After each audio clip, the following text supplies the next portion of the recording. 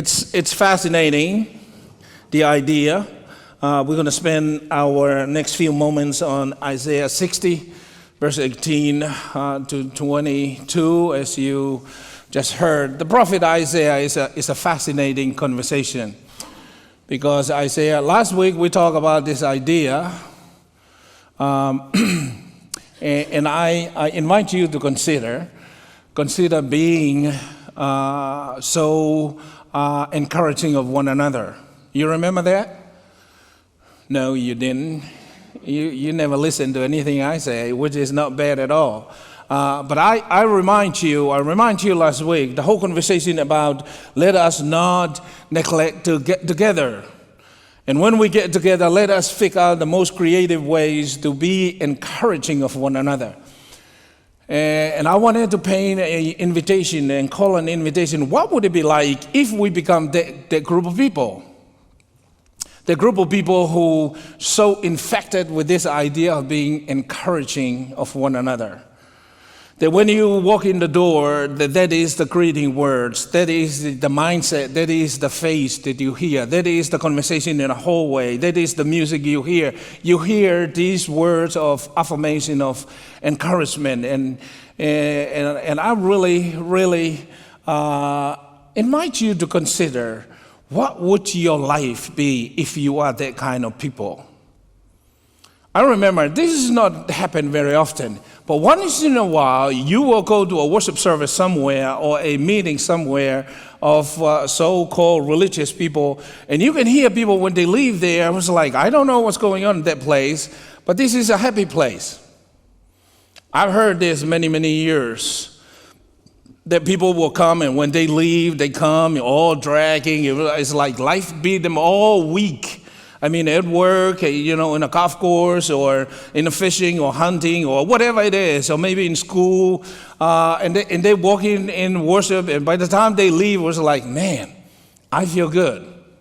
Now, church experience is always more than feeling good, but feeling good is not bad to start with.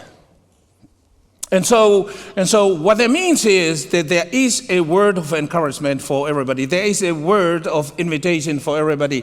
Everybody have a fair opportunity to join the table and come. So the prophet Isaiah, here, it is the same thing. It is a word of hope. Isaiah is turning his whole invitation. Now we got to chapter 60, and Isaiah is painting a whole different picture. Because God created this whole invitation for people. And then promised these people, you'll be my people, I will be your God, and here's how we're going to do life. Let's do life this way. God gave them 10 ways, let's do life this way. What did they do? They broke all 10 of them. And then God sent other people to create other ways of, corral these people to come. 600 plus ways of trying to shape, can we do relationship? And what do? We still break all 600 plus of them. And then God just refused to continue this, follow the rules. Let's just do one rule. Love me with all your minds, your heart, and your spirit, and love everything that I love. And so go to the world to do that life like that. And so here is Isaiah coming to that world, and the whole image that Isaiah, the prophet Isaiah, is giving to us today is an image of a hope for the future. Of a hope for the future. Evan, if you have the first screen, just put it up here. Look at that. Violence, man, Evan is on it. Last week he fell asleep. Today he's on it. Violence will be no more heard in your city. If there is a group of people, if there is a nation that need to hear that violence is not going to be that, we should. Amen. Don't we get sick and tired of violence? I mean, I share with you my frustration because you grew up in a season that this was never a thought. My frustration when my little one got in the car one day and all she talked about is how they just have a safety drill. You remember I told you the story? She told me this safety drill and I was like, What? What did you do? And by the way, Dad, I have the best spot. I was like, where is the best spot? Right underneath the teacher's desk. I was right there, and everybody was packed. And why were you doing this? We were getting ready just in case some of those bad people show up with guns and just, do the bad things. First grade.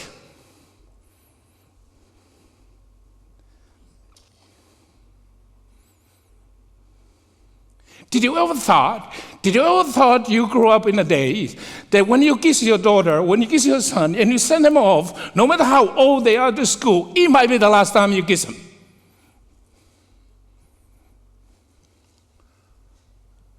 I was like, might not be a bad idea to pack this little gang in a boat and let's sail to the canoe and sit on a rock.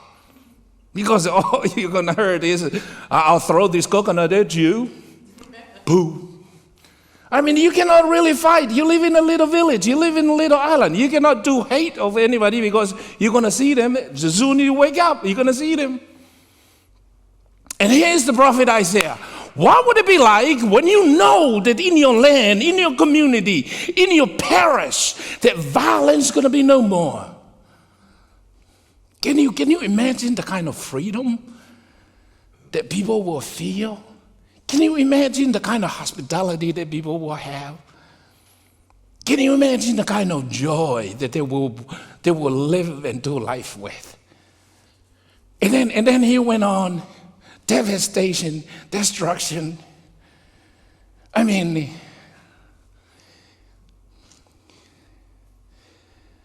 imagine the children of Ukraine have been given such hope. I remember a few years ago, I don't know how long ago this was. It could be 2020, it could be 60 minutes. All of that to say, I have a disease, I watch TV too much. So there was this doctor, this veterinarian talk about, the question was, why are these elephants go rogue recently? Just too many of them.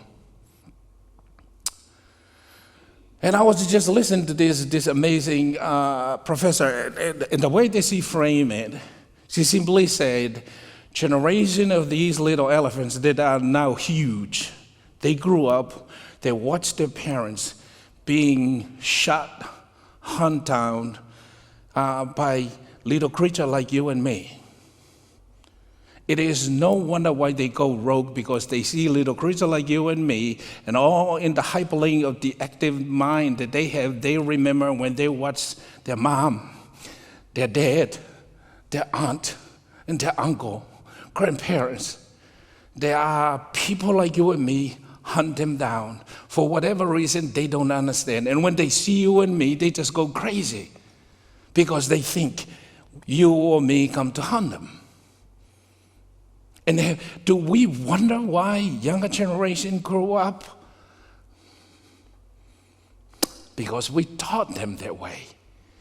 We build a community that live that way. We compete and we create a world. And here is the prophet. He's just simply saying, okay, the world that you know, the end of this world is not the end of this physical world that God created.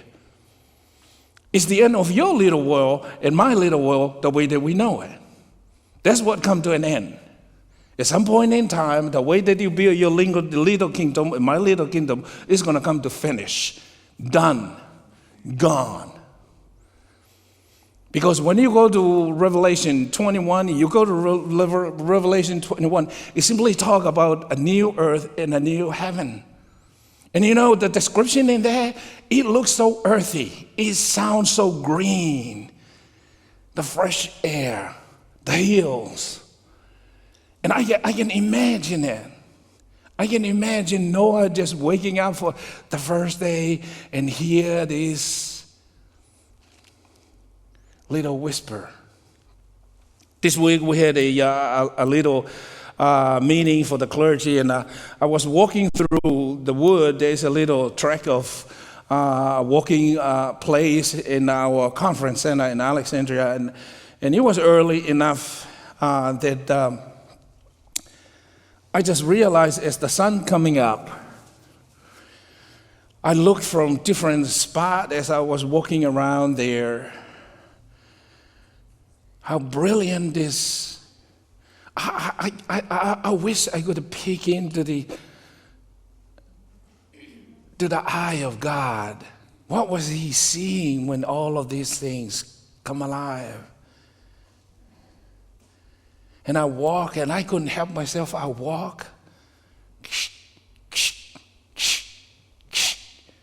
and then a little wind come through,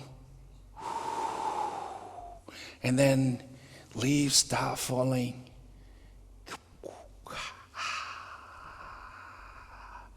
And then when that fall, big, gigantic trees just waving. And I'm just thinking, the creator of all of these things, watching all of this. And then this crazy idea, this is good. And now I'm looking at it and thinking, generation after generation after generation, these things. And how often we just drive by and walk by and not even acknowledge that these take brilliant timing to make all of these green turn yellow, turn red, turn orange. I mean, in one leaf, you have incredible, brilliant painting happen there. I don't know if you can fathom the colors that one leaf can have, but somebody meticulously done that with a thought. And now he shout, there won't be any violence anymore. Destruction, the thing that you come to an end, in there, no more. Now just imagine this. And what he say when this no more, what he says is the rest of your wall, when you build a wall in your city, and when you build a wall in your future, in your career, he say this wall will be salvation. That's all you're gonna have. It's a salvation on your wall. And then in your wall, not only salvation is a promise of hope and life to come, but all you got is praise. I remember growing up, and there are many, many villages, many islands. We have this little wall, city wall. Why do we have it? To keep them pigs out of our farm. Because nobody really have the money to build a little fence for the pigs. And this is how we protect our crops. We'll build a city wall. And I remember the little island from where my mom from, the city walls go all the way to the ocean. You didn't know the pig can swim, did you? Not only they can swim, but these little creatures were so smart because where the city wall run, when the low tide comes, it's a walking thing. They can walk on the coral reefs. And then pigs will just find their ways, walk around the city wall and go and eat as much as it's a buffet. It's a buffet, that's what they say. And city wall. Here's the prophet say, you no longer build a city wall to protect yourself and keep the enemy out. It's salvation. It's redemption. It's hope. It's a celebration. And if you have a wall, it's a wall of praise. That's all you're going to have. It's not a wall of who is in, who is out, who look like me, who think like me, who support me. This wall is salvation is for all people. And then let that wall just sing right back with praise. It's like what we talked about last week. What would it be like if this environment is just so infected with positive affirmation? I promise you our children will love coming here. Unfortunately, I have been in a place where children love it so much, they wake up on Sunday morning and drag their parents to church. I mean, this for real.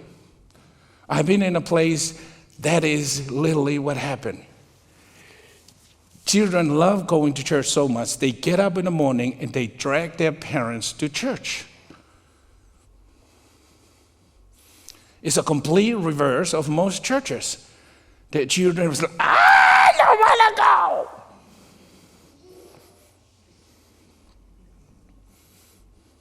And I was like, where is my shoes? Because grown people don't like to go to church, and little people enjoy church because there's so much life-giving. They know that they are loved. They know they are expected to be loving. And people who lead them with joy and openness to one another. That's the kind of wall we need to build. It's a wall of praise. It's a wall of openness. It's a wall of salvation. What does that mean? That everybody get a chance to be the child of God. That everything that we know come to an end is no more, because it's everlasting. The sun is not going to set. The stars are not going to set. You don't need it. I don't need it. This community is not going to need it, because Jesus himself, the S-O-N, will be here when that happens. You never need that. You can go back to Genesis chapter 1, 3, 14. I mean, when the light is being separated, call it day, call it night. Can you imagine that hope of a future? You're not going to need that anymore. The world that we come to know is no more. It's a brand new world. Brothers and sisters, family and friends, there are some of us here. This is all what you've been looking for quite some time. It's a brand new world. And this is that world. A world of hope. A world of love. You are somebody in this world. Somebody very, very important. How do we know that? Because when he gave up his body and his blood, he said, it is for the world.